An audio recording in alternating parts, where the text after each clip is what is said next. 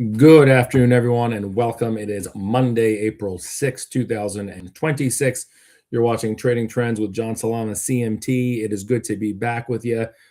These markets are going to market, huh? We'll take a look at what's going on today. Some interesting things. It is Easter Monday in Europe, so very light volume. We are trading about a third of what we typically do versus our 20-day average. So very quiet day. Will let us focus on some things. Let's get right into it here. Pretty, narrow marker in terms of what is moving today. We'll also recap the past 5 days. Of course, Friday was Good Friday. So market was closed there. So we'll have the past 5 sessions recap, basically recapping last week. So let's get into today here. Bitcoin and Ethereum, the big jumps today, risk on in that regard, up a big 4%, getting nearer to 5% now. And the only down move I can see in standard deviation terms is Vietnam dropping 2%, and a new all-time high for Brent oil. Yes, a new portfolio move. So just to update you on what the turtle system has been doing with me here. Of course, there's been give back since the war started in early March, and a lot of the trends that were really it was seemingly durable had been reversed. So right now the portfolio as is right here, I'm talking to you live about it. We are short bonds through TLT. It's somewhat close to a stop. It's about 1% away, but still in the position. The stop has not taken us out yet. I am still short IGV, and similar in terms of that after this rally it's had over the past 5 days. The stop is approaching, but it's not there yet. And the new purchase today bought BNO. We'll look at USO, pretty similar, of course, but new all-time highs for Brent oil, and that's what we purchased this morning. So let's first get into the dashboard panel, and we will, it's good to be back. Let's get into it. Putting trades back on again and all that. Let's take a look at the charts. Some interesting things happening. Is this a dead cat bounce or dead cat rally or dead cat bounce actually or is this for real? We'll take a look at the index in a second. Really fast in terms of the dashboard panel. Tesla down 3%. Micron, probably the best stock in the market, up 3.5%, or one of, probably the best stock in the market. Apple up 1% here. Amazon up 1%. And that's pretty much it. As I said, in terms of big movers, as I said, it's a quieter day here. We're touching, let me see here. Yeah, 17, 18 million shares of SPY on a day where we typically trade 97 million. I'm talking to you at halftime. So we would deduce about 50 million, like I said, trading about a third versus normal. So a quiet day. Intraday tape, won't spend a ton on this because it's not super important on a light volume day. But the peak came at 10 a.m. and now we're struggling to hold VWAP essentially. VWAP 657.68 on the day. It's under by about 30 cents. I don't expect a ton today. More importantly, as I zoom out, let's see where we are on this market. So again, the 200-day moving average still rising. You give a dog a bone, right? We troughed here on March 30th last week or so, a week and a half ago or so, tops. At 629 is where we got to the S&P. We got oversold. As you see, we haven't had that in the past year. Now, if you recall, the 52-week low came last April 21st when we pierced 508. So right here, this is the issue. This is what my charting is telling me, and this is where I typically, have no narrative. I'm just looking at the charts. We are still below a 50 RSI, which has not happened. We've not rose above a 50 RSI since the week before the war. So this isn't just war. I know I saw some writings, saying, guys, the market peaked in the end of January. And this is when we were dealing with the whole Venezuela capture. And it was way before the Iran war. So that's not untrue. That is actually the truth here. We were giving up energy since then. Like I said, we haven't been above a 50 RSI since the week before the war. And nice to see a floor here right around 630. What I see here now is we're running into a major resistance. The 21-day exponential moving average is 659. The 200-day moving average is at 663. So we're getting right in there. I think you probably have, and quotes around this, air quotes, I think you have bullish accumulation over the next probably this week or so, and you're going to get right to that 660 level. Then I think it gives, and I think that's it. I obviously want to see how the market reacts when we get to that point. Before it was demonstrable, you could see it, they were selling into the rips, and that's pretty much the characteristic of a sub 50 RSI security. When it rises, you're going to use it. It's going to be a sell the rips, as opposed to when you're above 50 RSI, that's a buy the dip. So we're not there yet. We haven't been, like, as I said, above a 50 RSI since Feb 26th. So that's what I think is going to happen here over this week. So people will probably feel nice and giddy. The candles have improved here. You could see it here. Pretty thick bodies here. And then finally, a really nice bullish move on the 31st that took you up 3%. And as I said, I just think you're getting into a tough traffic-y area here, right around that 660. I think that's going to be all that happens. After that, we'll see how the market reacts. I'm still not absolutely out of the belief, especially if, I think I was reading from a bank note that they expect the strait to be closed through the end of April. Trump saying if Iran doesn't negotiate, we're going to blow up the country to bits by, I think, Wednesday night. So we'll see. I think it's going to be a sell the rip market for still some time. But I still see, as I said, if that makes sense, bullish accumulation, air quotes, for this week, right around to that 660 level. So does it sound frustrating? Yes. And that's the tape we have. And also just the upper Bollinger Band now here, depending on how you adjust it. Everything's about time frame. The ceiling at 690 now. Don't forget the all-time high was at 698. I have a ceiling here at 690 that looks like, if I had to, lift 600 pounds off my ankles or something. It looks very, very, very heavy. I know it's only 5% away, but it seems immensely heavy here at 690. So I just don't see still a buy the dip mentality. If we get above at least a 50 RSI and we hold those moving averages, the whole game changes. So I do want to say that. That's pretty much it on terms of the SPY longer term chart. I'm not, married or happy about selling, 630 puts or anything like that. It's really more so tactical trading and risk management. So let's get into the movers today on a light day. But there are some movers. And the first one, we're going to go, usually when we're talking about the crypto show, it's usually to the downside. Today, it's a big upside. Bitcoin through the lens of IBIT up a big 4% here. Don't forget, Bitcoin bottomed on February 5th here, ugly oversold. Don't forget, we haven't been above the 200-day moving average, a close above it. I actually even say in 2 days, 2 consecutive close above the 200-day moving average. You know when that last was? Election day, technically the eve. November 3rd, 2025 was the last time Bitcoin closed above its 200-day moving average 2 days in a row. And last I checked, today is April 6th. So you're going on, about 5 months there of basically underperformance. And look at that risk on barometer right here. We are on the cusp of getting to 50 RSI. The issue is we've been above it for 2 days or so. We did it here March 16th, 17th, right to the 50-day moving average. And they said, no, thanks. I'm going to sell into that. So that's what I'm kind of here. The picture, I will say, looks a little bit decent. I love the setup. If you're going to be in IBIT, I love an entry around 36 or sub. It's going to sound a little strange. Under 39. I think Bitcoin, we'll look at Ethereum next. I think Bitcoin can have, I'm just looking at the chart here and where the bottoming is a process. And I think it may have done it short term. Okay. I'm talking about, next 2-3 weeks and what it's done. I'm not talking about, like the article I wrote where I still see Bitcoin potentially getting to 55K in July. That I still think is potential. Like I said, everything here is tactical trading short term due to, headline driven market. So you really got to keep your head on a swivel. Short term, I think this actually has potential, Bitcoin, believe it or not, to get to $41 or $42 over the next 2-3 weeks. I would love confirmation in terms of at least getting above 50 RSI. Let me know that the buyers are in somewhat of control in that tug of war of allocation versus just, it's risk on. Let's just put, this on for the day or for the week. So we'll see. I'm getting a little bit of mixed messages, but tactically for the next 2 weeks or so, it's not going to be a straight line, but I do think this actually heads towards $42. You could buy a 40-42 call spread ending in April or May, or you can diagonalize it. So you buy, it's going to be expensive because of vol, but you can buy the May, 40s and sell this month's 41s or 42s against it. But I do think Bitcoin looks decent for the next 2 weeks or so. And don't forget, the actual Bitcoin itself is trading 70K. I would see a ceiling there short term of about 76K.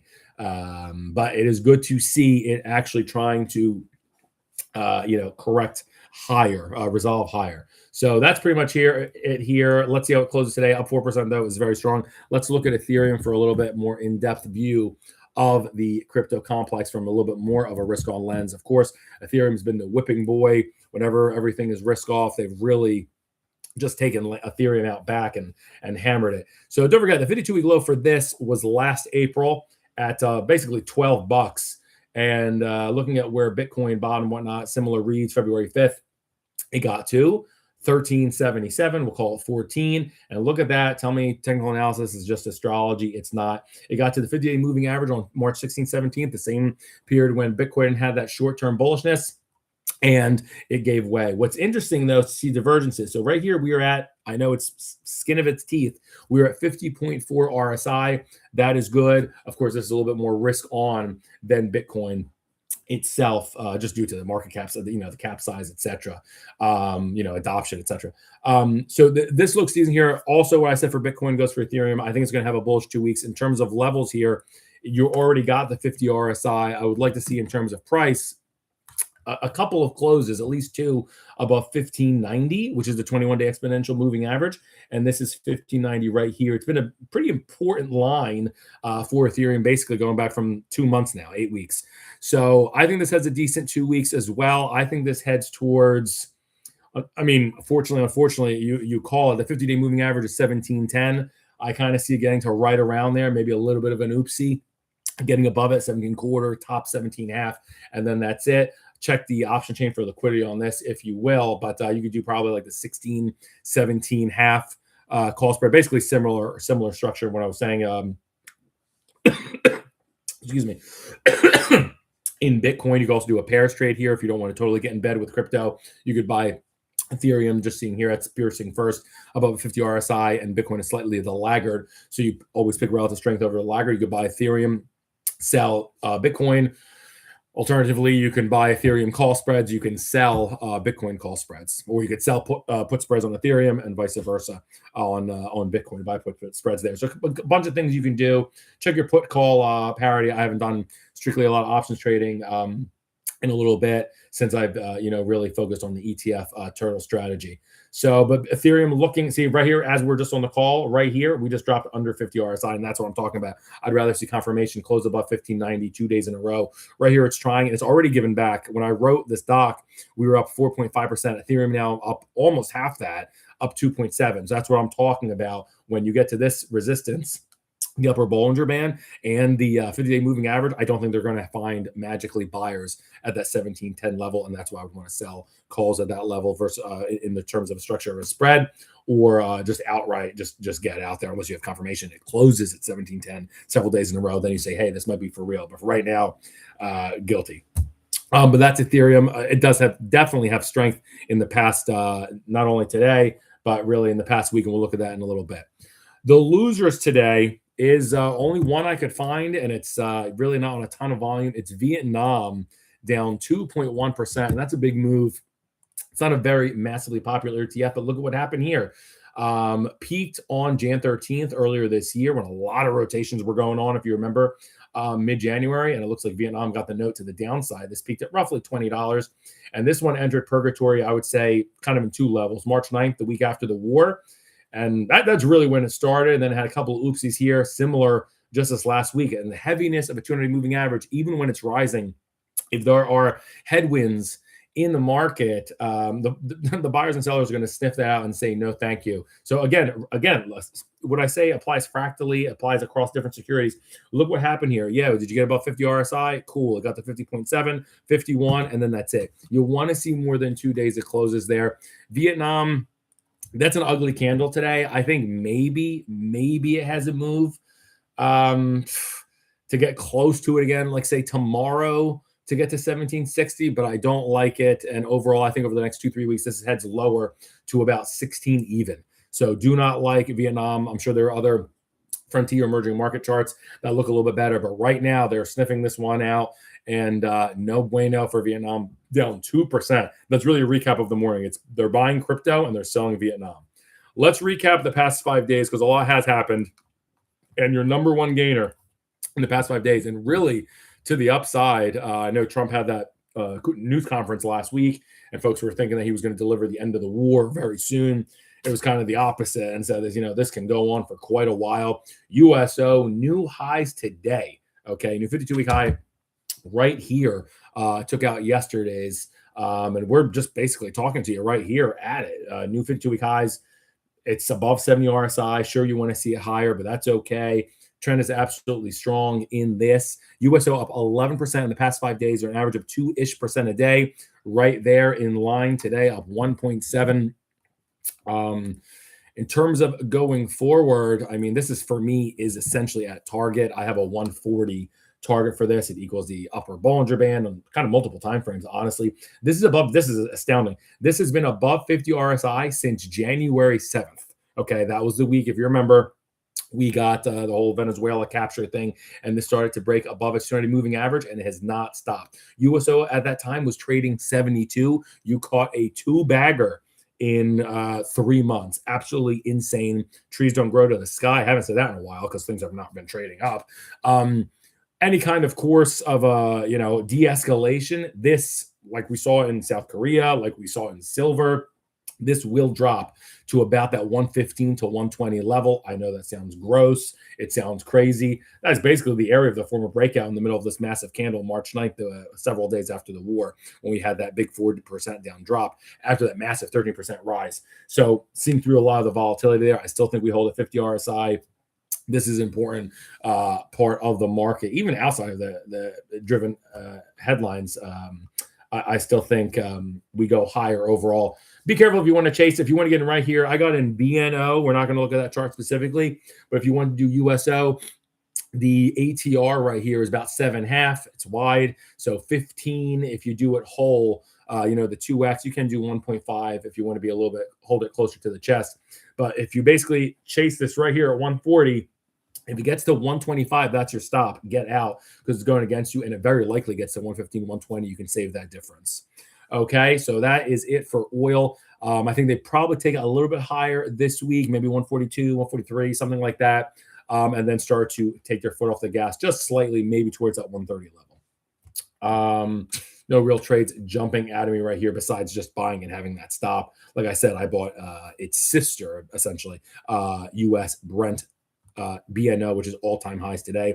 Let me just zoom out really fast. Yeah, interestingly enough, if you get to a 10-year chart on USO, we are getting to significant resistance there. Each bar here is 1 month, and we're getting into a 200 bar moving average right there. Seems reasonable for a target. It's 147. Okay. That is U to the S to the O, your number one leader last week. And look at this. I said the metals are not broken. The miners trade, I don't think, is dead. Look at this beautiful hold. That's exactly what you want to see if you're long. Beautiful chart, up and to the right. 200 moving average rising, never touched all year. Beautiful. GDX, your second best trade of the past week, up 10%, or an average of about 2% a day. Issue here, we're getting a little bit of reversal today, down 1%. I think, so a little bit more in depth here, we couldn't quite get and hold above its 50-day moving average. Typically, that's, character of a loser. If it gets there and then they sell it, it's kind of what we were saying earlier about, crypto, exactly, and Ethereum specifically, and to an extent, Bitcoin. That's kind of what happened here, and that does have me, on guard. We got to that, basically exactly what I'm saying. We got to a 53 RSI, couldn't hold it for more than 3 days, and boom, right here, we're still at 50. I want to see how it trades here. The bad news is I think short term, it has it reached its target from this 80 move when we had the trough here, March 20th, just about 2.5 weeks ago. You had a huge rally, 80 all the way to 96. We were calling for basically something like that. And I think now we are going to have slight bearish distribution in the gold miners. May have a couple more up days. I think maybe it wants to target that 97 tops, $96 in the next couple of days. But then after that, I do think we head lower. I'm probably looking at a target of around $86 or so. And then I think it could set up for a long, because I still do believe in the gold miner story. Don't forget, these are gold miners. Their energy costs have soared But note, we're talking about the gold miners being the second best trade on the board over the past week, not gold, which doesn't have those energy costs. So always notice those those divergences in the market. Like I said, I do think this starts to head lower. Interesting candles here. We'll definitely see how this closes, if it's even or like it holds on the day. View up on the day is 94.31, and it's below that by about almost 70 bips. So it doesn't look like they're interested in the gold miners today, only crypto and selling Vietnam. But beautiful looking chart. If it is at 86-ish in about 2-3 weeks, I think that's a setup. Hopefully it has a little bit more than this, but I do think this resolves higher as we've been seeing. So that's gold miners, the second best trade of the week in the past 5 sessions. And then the third best trade, look at this, Ethereum up 9%, or just under 2% a day. Today, 3%, looking like that's picking up. As I said earlier, so I'm not going to take too much time on this, but I think it has a good 2 weeks. The 9% that it's accumulated, not bad at all. I don't think it is done yet. I do think this wants to head to just about, as I said earlier, right around that 17.5 level. So that's still $1.40 away. That's a monster move, almost like another 7-8%. Just top of the dome math here. So Ethereum looks good. It's your third best trade on the board, again, short term. Let's look at the losers. And this is important. Your biggest loser is VXX volatility. We always say it's difficult to chart a non-time series, but it lets me know about the risk appetite in the market, specifically what those puts are priced on the S&P 500. And VXX definitely looks like it put in a short-term top here on that March 27th, March 30 peak fear. VXX hit 39.93 on March 30th, and boom, very quickly headed here to 34% to $34. Look at this. We've been above 50 RSI. I'll forgive this February 26th when it got to 47 RSI, a little bit of curve fitting, I know, but we've been above 47 RSI, let's call it, since February 10th. Okay, that's 3 weeks before the war. Falling 200-day moving average, starting to stabilize now. We are at, right here, I'm talking to you right now, we are at the 200-day moving average for VXX. I think it heads lower over the next 2 weeks is what the chart tells me. It's your worst long over the past 5 days, averaging nearly 3% loss a day. Getting a little bit, inside of that today, down 1.5. But I think this has a bearish distribution over the next week or so. To where? That's the million-dollar question. I want to respect the environment. This is going to be exactly correlated inversely with S&P. It should S&P hold 663 for 2 to 3 consecutive sessions, this will pierce and go below $31, which is 10% away right here in VXX. Don't forget, it's just given away 14% in the past 5. So they've absolutely said, I'm not just straight up risk on environment, but they have said, I'm not going to bid vol to the sky here. There's more inside moves, and folks are not bidding up protection as much as they were right here. But do take note, we're at the 200-day moving average. Should this start to stabilize, right here, it's still going down by about 11 cents a day. Should this start to stabilize and we hold 34.70? Not great. I was talking about those levels before. It was either 34.70, 35.70. I think it was, let me see when I signed off. It's closer to 35.70. I said 35.70. If we're above there, you're going to get messages from your aunt saying, do I still contribute in the market? Should I take money in my 401k? Should I contribute to the kids 529?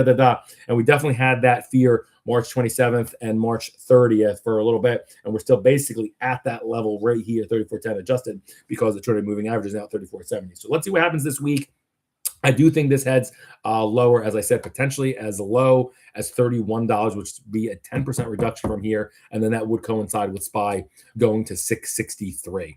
The number 2 thing, loser of the week, was natural gas, which is interesting because we're talking about oil killing it and some other areas. Look at natural gas here, up 1% today, but it's down it's down 7% over the past 5 days, or 1 and change a day. Today, reversal.